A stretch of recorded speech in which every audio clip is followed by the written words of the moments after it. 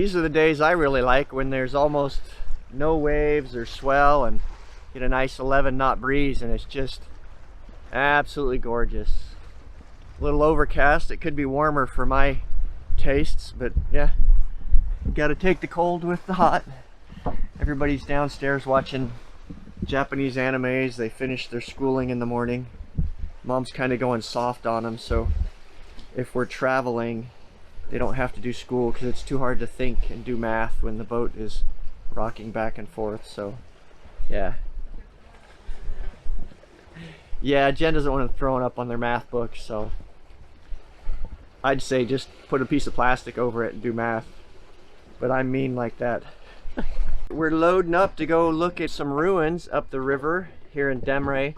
It's supposedly where Saint Nicholas is buried, and it's got a beautiful museum and lots of ruins with, what, Becca? Old rocks. Yeah, lots of old rocks. So yeah, lots of old rocks around here. I love it.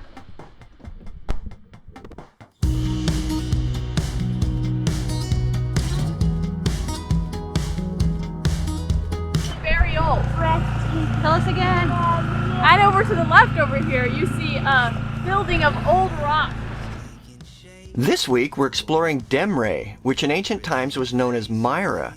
The name Myra is derived from the ancient myrrh which was produced here. Ancient Myra and its port, which was called Andriake, was mentioned as far back as 2000 BC by the Hittites and Egyptians.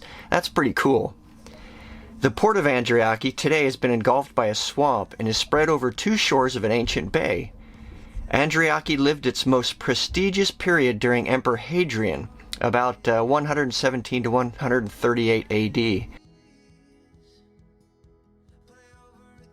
So this is the agora. Beautiful. Huge stonework, basically the cultural center of town. Two cisterns there, or wells. And it would have been surrounded by shops. Inscriptions found during excavations indicate that Andriake maintained its importance as a trading port until about the 5th century AD. Famous visitors to Myra and its port include Alexander the Great, Antiochus III, Germanicus, and even the Apostle St. Paul. So an aqueduct would have brought the water here, and then they could access it through the two holes in the top. Look at the size of the stones that they built this out of. So this is a menorah, and it looks like a oil anointing horn and a sacrificial knife for a Jewish menorah. They said they found a Jewish temple here in 5th to 6th century AD, possibly the only Jewish synagogue to be in this area.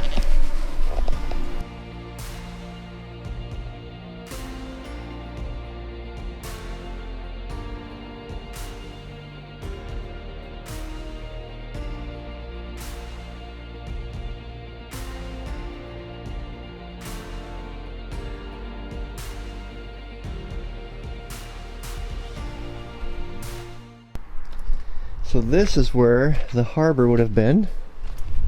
Of course, all of the marsh out there would have been a deep bay that they could have used, and the ships would have come right up to the harbor, and this would have been the wharf street where a lot of the shops and people selling goods and trading and things would have been.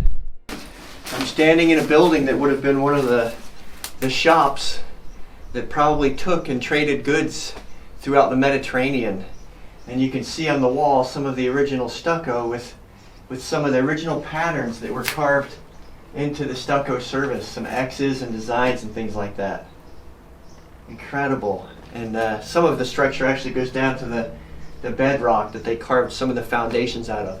Absolutely magnificent.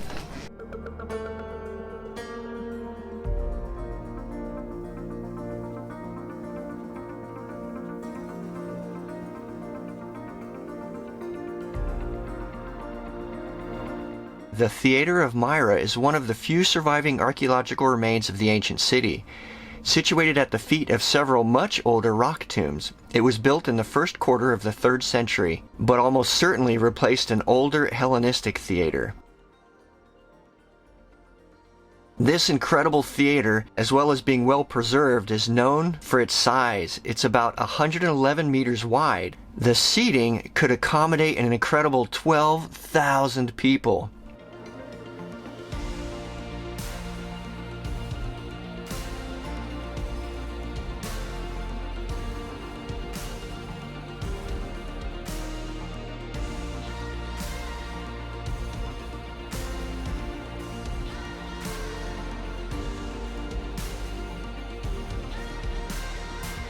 So here's how big this stone is. It's incredible when you see these stones that they had to transport and carve and actually put here to make these gigantic buildings. It's just incredible. Let me show you this. Old rock.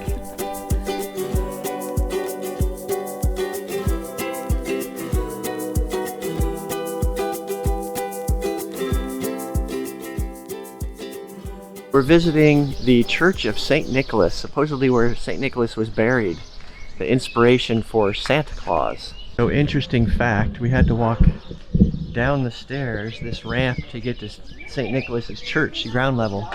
So in the 12th century, the river actually flooded its banks because of natural disaster, and so there's 6 meters of debris and detritus that came from the river to cover this whole area of Myra. Around the 6th century, a bishop named Nicholas, upon hearing that the daughters of a poor man could not marry for lack of a dowry, Bishop Nicholas sneaked under the man's window in the dead of night and left a bag of gold for each girl. This act earned him a reputation of secretly delivering gifts in the black of night. This act of giving was continued by tradition, and in the 16th century the merchants of Amsterdam brought this custom to the New World. The inhabitants continued to celebrate Nicholas's Saint's Day, as we know it today as Christmas. You guessed it, this is Santa Claus. Any kids watching, spoiler alert, Santa Claus is dead. Yep, we found the burial place of Santa Claus.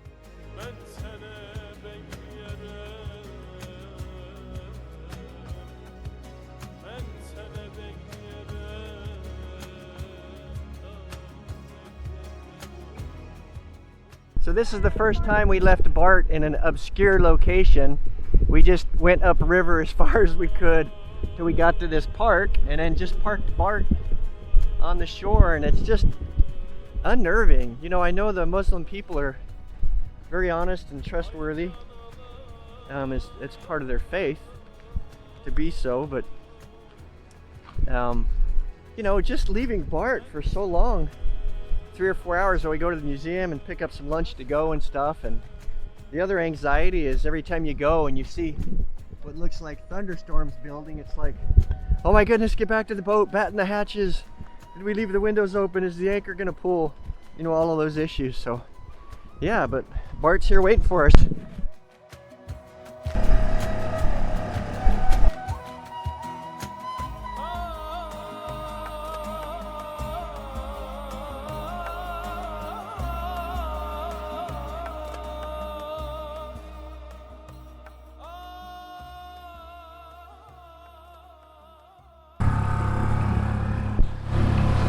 We just finished some grocery shopping, and Vince wants to go see some more archaeology sites, so the girls and I are going to put away those groceries. Becca's driving, and yeah, doing this by ourselves. Pretty awesome. Always trying to nose around. We visited the Andriake, I think it's called, which is across the river, but on this side of the river in the bay where we're anchored, there's some ruins that aren't even marked on the map. I imagine it was all part of the same port village.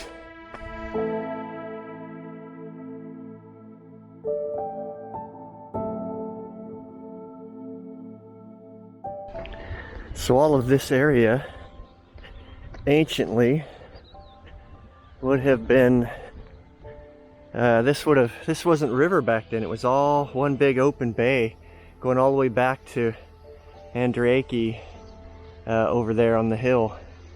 So one big open bay where the boats could have come in. So this would have been the mouth to the harbor.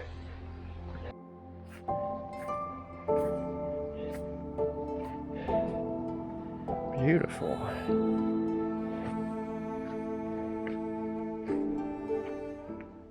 So really super cool. The taxi driver knew where this Sura place was. It's the tombs of the Illyrians. They built pretty elaborate coffins and sarcophagi. So we're gonna hike up the hill through this olive grove up to those tombs. Is that like super cool or what? Okay. Wow, just wow. Look at that sarcophagus and tomb. Incredible.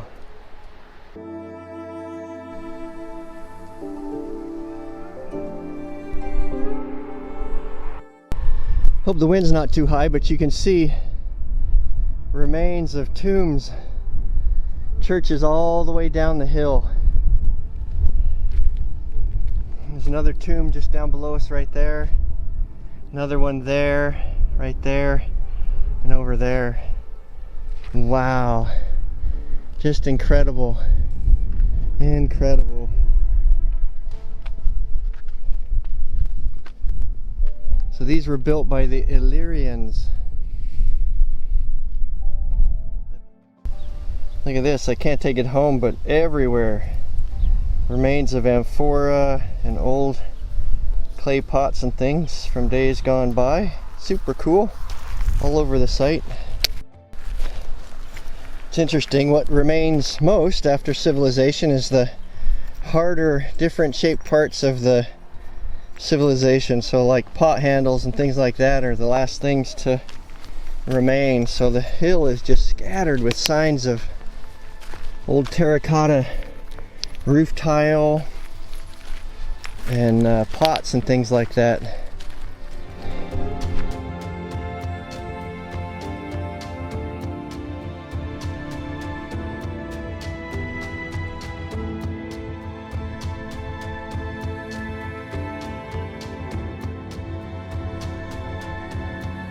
Ruins everywhere, and this isn't even a marked park. It's just something on the map that people have marked, and it's just filled with these huge sarcophagi.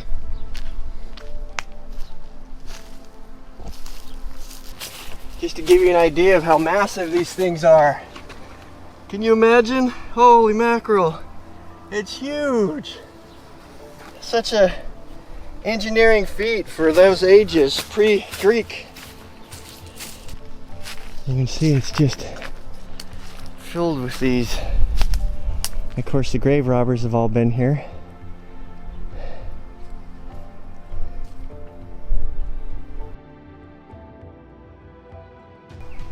This is an intensely gigantic tomb. Very large stones. Somebody must have been pretty important. I think there's the stones that topped it. Were taken off to rob the tomb.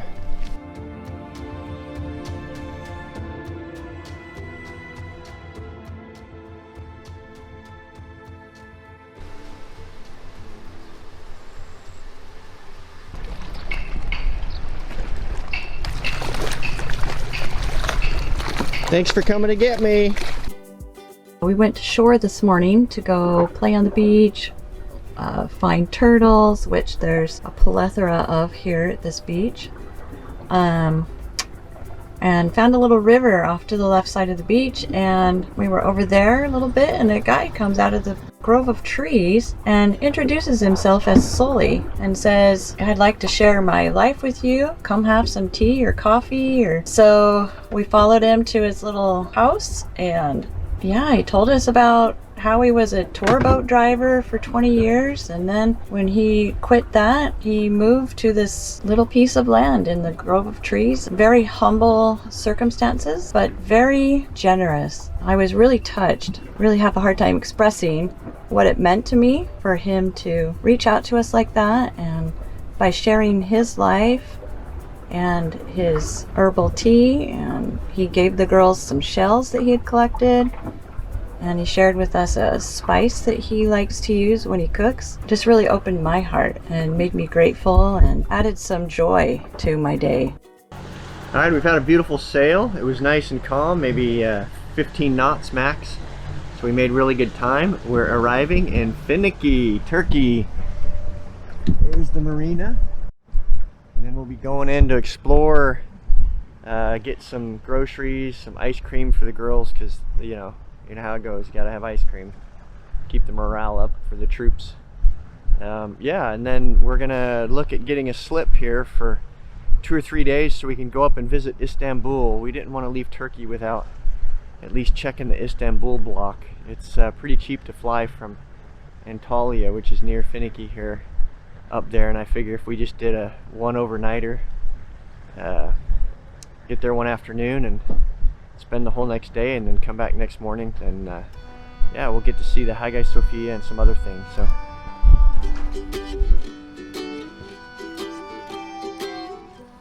we're in Finike, exploring. We don't know where we're going, so we're just walking. But we do know Rebecca wants a piece of cake with vanilla frosting. Well, it could be chocolate cake. Oh, chocolate cake with vanilla frosting. So we'll see if we can find it.